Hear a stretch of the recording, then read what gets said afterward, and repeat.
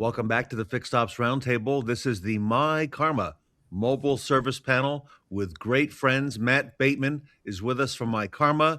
Also, some of the other legendary figures on here in St. Augustine, Florida, Jeremy Stevens and Ed Roberts at Bozard Ford Lincoln, Jim Sabino at the All American Automotive Group in New Jersey, Mark Mickens with ES3, and Nolan Armpriester.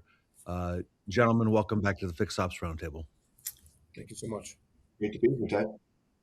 Matt, we got a great conversation today with these gentlemen on mobile service, but to start things off, you're seeing a lot of developments happening in the retail industry when it comes to technology. And I'd like to open with that a little bit and give us a little taste of what's coming, because it's pretty dramatic what we're seeing. It's really dramatic, Ted. I run partnerships now, so I'm working with a lot of the companies that want to integrate with myKaarma, the companies that our dealers want us to integrate with. And, in the last year, like all of us, right, we're all in this world of AI. We hear about AI 20 times a day. All of the solutions are using AI, and myKaarma is using AI to roll out a lot of the new products. And it's really exciting stuff. The thing I was just mentioning before we went live was this crazy shift that's happening in literally the last 90 days or so.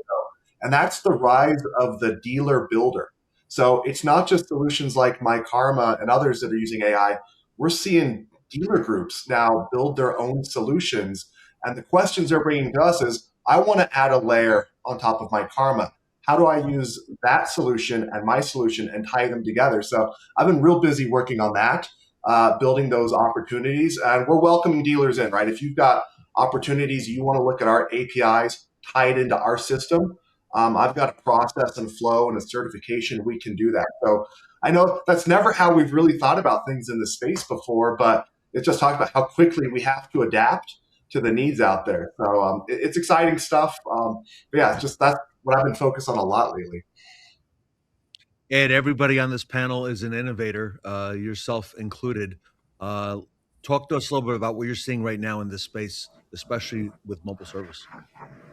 Well, think about what Matt just said there with the flexibility that is allowing us customers to have to be able to layer things in to enhance the way they want to do things rather than force them how to do one thing. And that's huge in itself.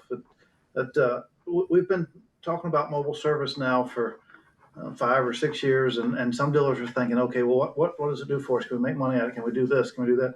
And I wanted to take a moment and just talk about some of the forgotten pieces of it or the things we don't necessarily focus on, but it's the advertising elements. When you show up in someone's driveway and you take care of their vehicle and they talk to you and end up creating a social post and putting it out there, the neighbors walk over or the billboards rolling up and down the interstates. Advertising is one of our biggest expenses as we run these big dealers or any dealer for that matter. And when we can get that as a byproduct of some of the things that we do, it just continues to enhance what mobile does for us. And so it isn't just about going out and servicing customers on their terms, although that's the key element of it. There's other things that build on top of that as well.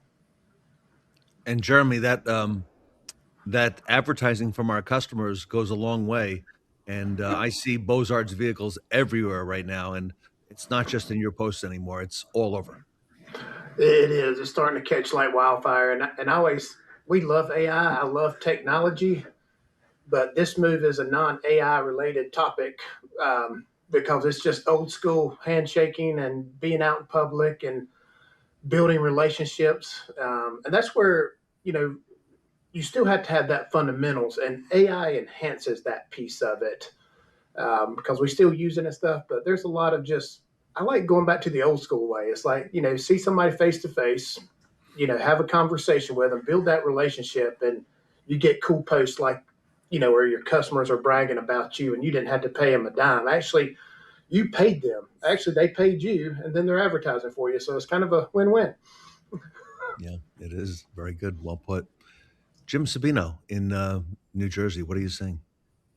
Yeah, same. I agree with Ed and Jeremy. And, these are moving billboards, right? So Ed talks about the cost of advertising. And yes, marketing and advertising is a big expense for dealerships. So you need to tap into that and take advantage and realize that these trucks. Look at the Bozard. Let's look at that for example. There's probably not probably there definitely is more Bozard trucks running around than there are Amazon trucks in that St. Augustine area and beyond. So that right there, that is huge marketing. Where every corner, every parking lot, every highway, you're bound to see one of their vans every single day, based on the amount that are on the road. So that plays into a marketing and advertising play without a doubt. So it's very true and very valid where dealerships need to think about that as yes, the vans have a capital investment, but they pay dividends through advertising, through revenue driving, through the repair orders, the 100+ repair orders they write per day. So it's the gift that keeps on giving. You can look at it that way. Nolan, this has not been a secret to you. You've done this for a long time. You've been in this mobile space, and you've really made it work. Tell us what you see, what's happening in the market right now, here in the middle of the second quarter. I mean, these guys nailed it, right? Marketing and advertising is such a huge portion of our expense day to day. The vans are rolling billboards, like Jim said. They're getting our branding out there, and our customers are doing the advertising for us, right? They're putting posts online. They're driving people to check out what mobile service is, experience it for themselves. So I think mobile service is one of the very rare areas of a dealership that you don't necessarily have to have a big spend for. It kind of markets itself on its own. Yeah. Mark, the gentleman on this screen, yourself included, all have a Ford connection, a Ford background. Mark, yourself being Yeah. Ford, having been a Ford dealer. But Mark, you're working with other OEMs. You really made this work with Mercedes. I noticed in the last 7 or 8 years, and now you're taking this out. What are you seeing now? Because other OEMs are getting into it. They're at various levels. But what are you seeing happening? Well, I have to give Ford a lot of credit for setting the standard, really, and you can't ignore that. I work with a couple luxury brands right now, Mercedes and Genesis, on, and it's fun. We're foundationally getting their programs up and running and really giving them good process. But I always examine. I work a lot in the luxury space, but I always tell a story of my own driveway where my wife drives a Mercedes, and of course I drive a Ford, and uh, my Ford dealer offers everything, right? They pick up and deliver. They have a quick lane. They have mobile service, and it just so happens that my Mercedes Benz store does the same thing. But if they didn't, which many of them don't, then really who's the luxury brand then, right? So, to me, the space right now, mobile service, it's a hot space. There's a lot of things going on. Technology, like Matt is working on, there's a lot of people jumping in to the mobile service space with technology and software and things of that nature. But we're still working on the customer experience, right? I mean, that's what's going to drive mobile service going forward. Ed and everybody, we're talking about advertising. One of the things that we're really, being emphatic with our dealers is making sure that the customer's aware when they buy the car. Use it as a closing tool. It should be in your F&I department, as a closer, that we do mobile. We come to your house, right? Like, we come to wherever you are, and that's the best advertising, right? Most of the companies that we work with, everybody's got an app now that you know, connected car services is in the market, right? Everybody's got it. So, why you're not tying the customer to the connected car services and mobile service before they even leave the store, then there's no more advertising dollars when it comes to that. So those are the things that we're working on, but we're working on the luxury brands being luxury, right? Because Ford's out there, and Ford's created a luxury standard in my from what I've seen, because they're out there doing it all right now.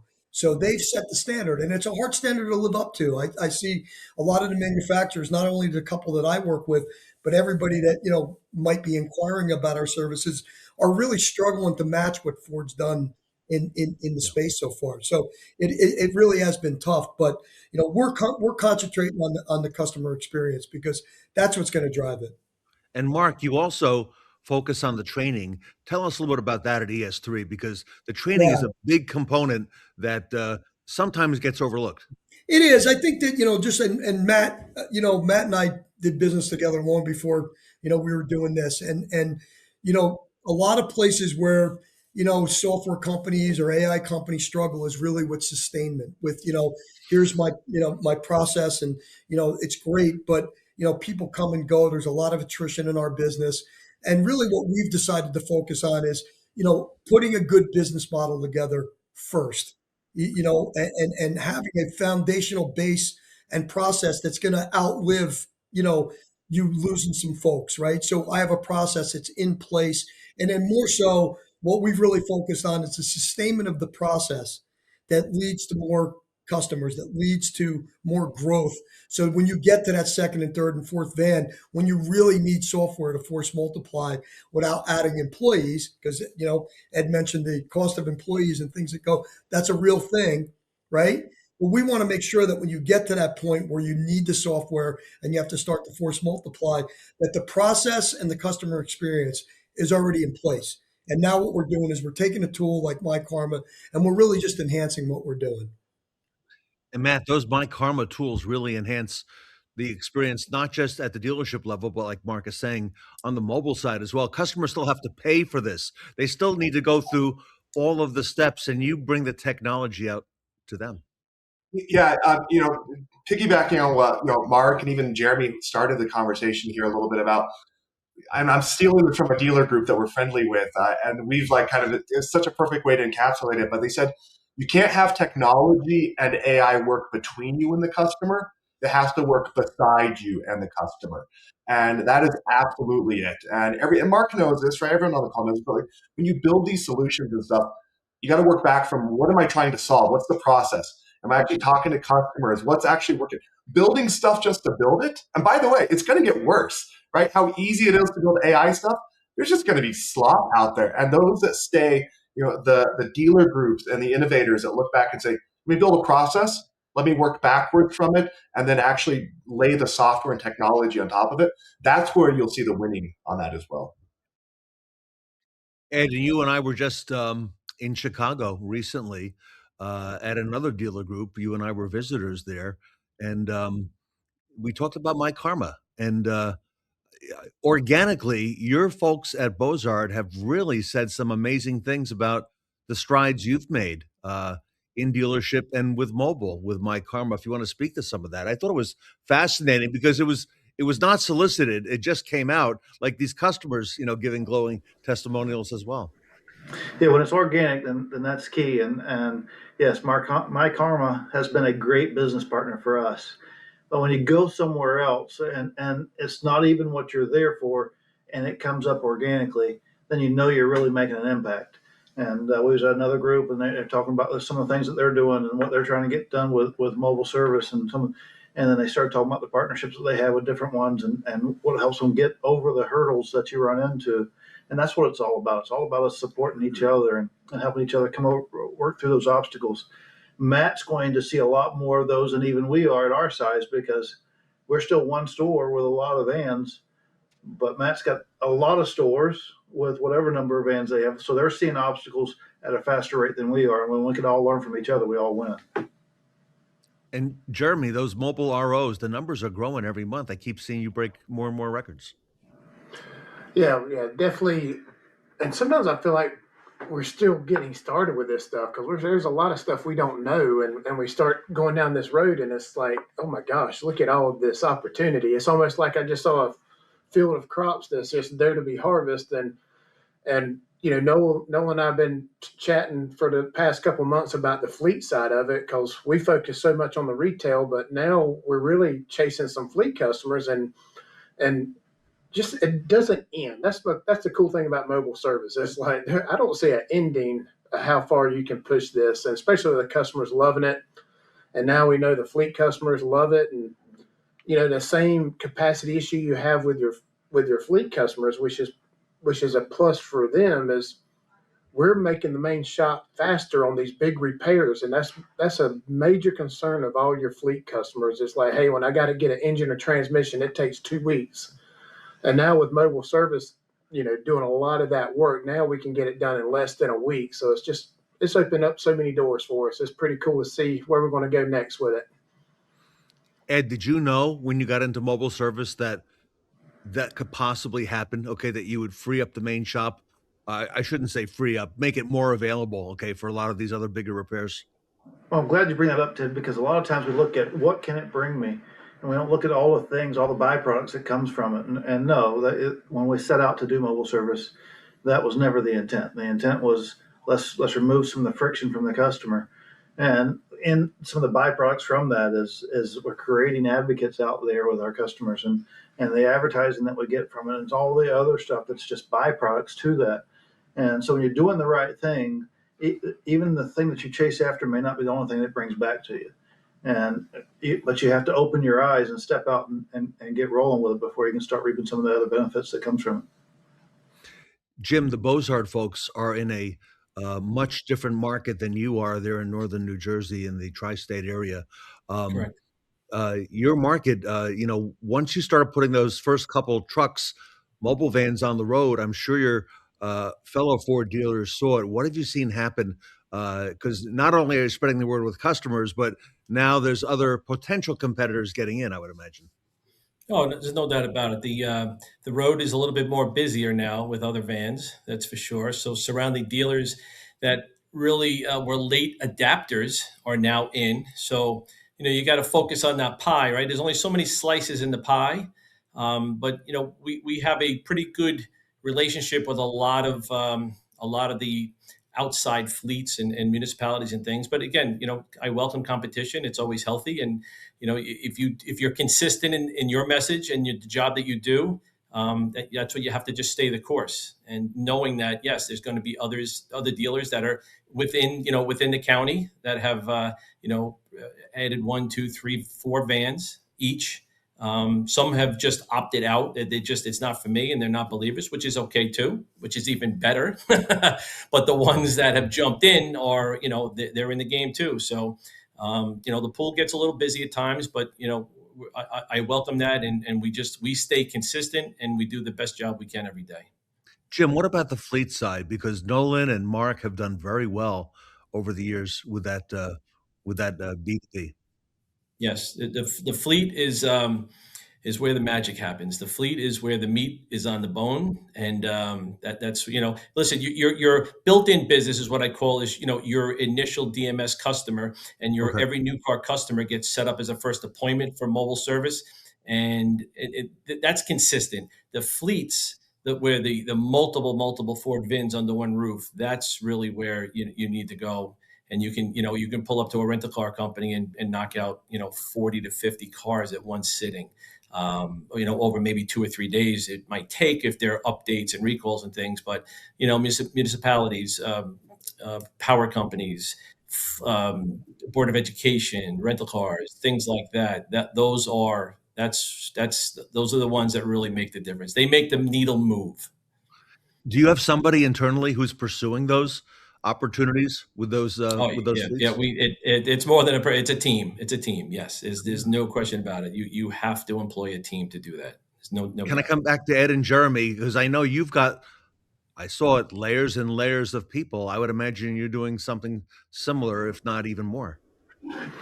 Yeah, for sure. This whole year we're really focusing on one team with the fleet guys. So we don't even call each other Bozart Service or Bozart Sales. It's Bozart Fleet. So actually, I don't.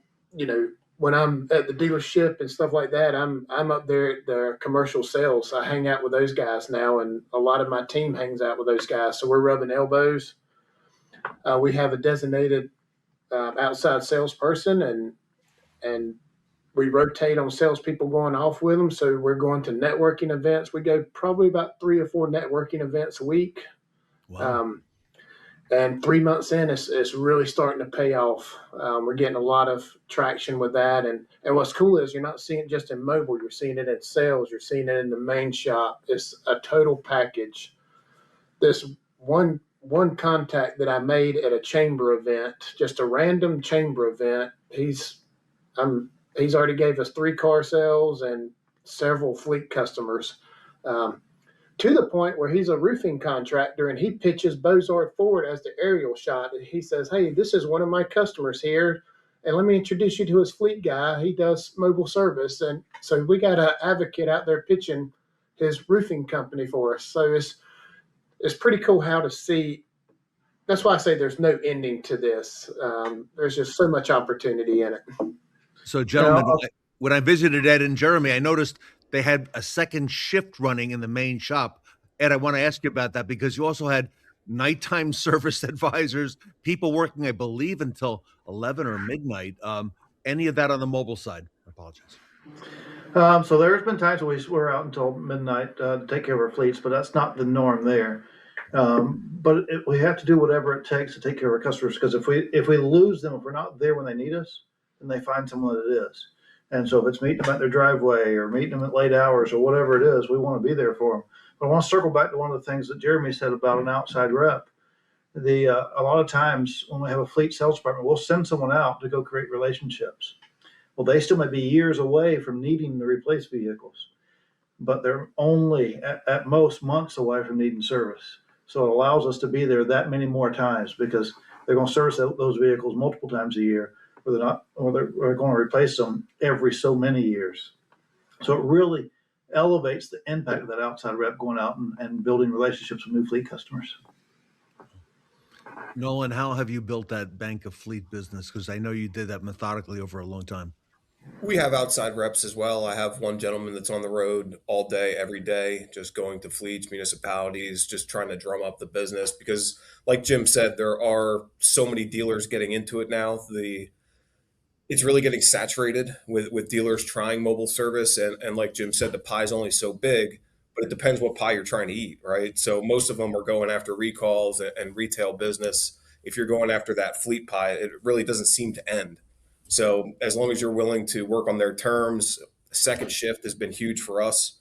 I think the opportunity it never ends, and you don't have to focus on Ford vehicles, or it's just anything you can do for that fleet to help them get through. Even if, we do bulldozers, backhoes, we'll service anything we can just to keep that relationship going. And Mark, you're a big believer in that commercial side, not just on service, but in the parts business as well. Yeah, I mean, it's there, and if you're going to start a mobile service business, why not start there? I do want to touch on something what Jim and Nolan are saying now when it comes to more people getting into the business. I mean, a lot of what we focus on with new dealers, especially, is going in to find out who's not visiting them at this point, right? Like, where are your customers that don't come back and see you? Focusing on some things like people that don't use their prepaid maintenance, or things that are free maintenance, like how come, run a list, and how come those folks aren't coming to you? And it's inevitably always that you're not convenient, right? So we try to get new dealers, especially, to concentrate on, on their DMS, their customers in their area of responsibility before they, Ed, my business. I was I was in New York City before I was 10 miles outside of my store, which was probably a mistake in the beginning. But just like wholesale parts, we try to get new dealers coming into the business to really concentrate on their backyard, because you generally find, especially with one new van or two vans, that there's enough to keep you busy there, and also to earn you back some customers and or grow your customer base, because you're giving better service. So there is more competition out there, but for us, starting off with a new dealer now, we have them concentrate in their backyard. It's a great thing. It's a great way to start your business. One thing we never really talk about a lot is, and Mark, you brought it. If you're a parts manager, or you're a parts guy, I would almost shut down my wholesale parts and focus on mobile delivery trucks, because it's like you clean off your special order part shelf. You got to read. Parts does really good in mobile service. I think one of the things that we've incorporated with our dealers is, in order to add some RO value, door rate value, is we've encouraged wholesale parts to work with the mobile service department. I'm going to sell a component. All of you sell components that need to be reprogrammed. And that's a really big thing if you can match your wholesale department with your mobile service department. I sell a module to a body shop that needs to reprogram. I should sell the labor with that part. They'll sell the labor line with that part, get that over to the people that schedule mobile service and make sure that we do that. It's a big thing that we've introduced to, because when people start asking, how am I going to make money with this? Well, if you're doing door rate value repairs, a lot of times it will pencil out for you. So just something that, to your point, Jeremy, just something that we tried to combine two things, to try to get some value when it comes to adding to that trip, right? We all go out on these trips, and if I have a truck that can go out and do some of the minor things like you're talking about, but add 2 body shop stops to raise the value of my ROs, it really starts to, pencil out to people when we present that mobile business calculator we have, what's the value of the RO, right? We want to try to get those ROs around what we're getting in the shop, because then it starts to make sense. Ed, that trip value, one of the first terms I learned from you in mobile service. I just was just thinking that as he was saying that we all have to do things to try to drive trip value, because we send these things out, and it's not just that we want to take care of that customer. There's other elements there, and as we start tying those things to it, we get more advertising, we touch more customers, and we build value along the way. Matt, that's part of the mobile service Bible. Okay, that's the chapter that Ed Roberts, or an early chapter. Okay, is that trip value. Absolutely. You think the airlines mastered this years ago, right? They don't fly empty planes. They don't fly unprofitable routes. There's airlines where most of the profits to cargo in the belly of that plane, right? So what Mark's saying about, hey, you got the truck on the road, let's get advertising out there, let's get parts on that truck as well. Yeah, that trip value is going up. Nolan said something that I want to come back to. He said, talking about saturation in a market. And when I hear saturation, what I actually hear is that there's now been a breakthrough in the expectation of mobile service. And you might go into a market going, well, all these other guys are doing it. Do you really want to be the one dealer when they go, oh, well, and can you come to my shop and fix my cars? Oh, well, we don't do mobile service. The other 9 guys do. Like, you've got to be part of the game at this point if you're doing it, right? Like, that's the expectation. I expect Home Depot to drop stuff off at my house. They did that this weekend. I was working on a project. I didn't want to run up there. I expect that stuff to get dropped off. I expect mobile service on my fleet. That's an amazing point. You're so right, Matt. Yeah. All right, so Matt, bring it home. Talk to us about what's ahead. You're getting a lot of these requests now for dealers being able to build upon the technology that you've got with myKaarma. myKaarma's got a great name in the industry. I think that's being realized even more. And I mean, we've always known it, but now it's like bursting at the seams, right? So, I think the theme here, right, that we're all talking about today is listening to your customers and bringing them the service that they want, right? So whether it's listening about mobile service or how they want those parts delivered, or the solutions they want, the AI solutions we build because dealers have asked us to. The partners we've worked with is because we've asked them to. And now dealers are saying, hey, I've got an idea for my dealer group. How can I add that on? And we're now starting to welcome those in as well. So it's an exciting time, but it all comes back to listening to your customer. All right. We'll leave it there. Gentlemen, thank you so much for all you do for the industry. Everybody's talking about mobile service now. So these are the legends, everybody. Jeremy Stevens and Ed Roberts at Bozard Ford Lincoln. Jim Sabino, the king of the north at All American Auto Group in New Jersey. Mark Mickens at ES3. Mark, early pioneer in this whole thing. Remember when you start building out the vans, doing them yourself? Look what happened, right? Love it.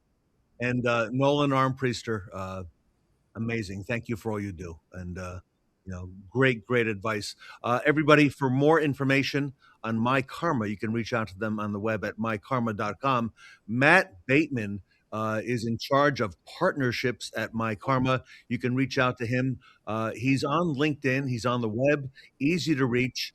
It sounds like those partnerships are kicking into high gear. So I think Matt's probably available for a few conversations along the way, if that makes sense, Matt. Absolutely. All right. The myKaarma Mobile Service Panel here today at the Fixed Ops Roundtable.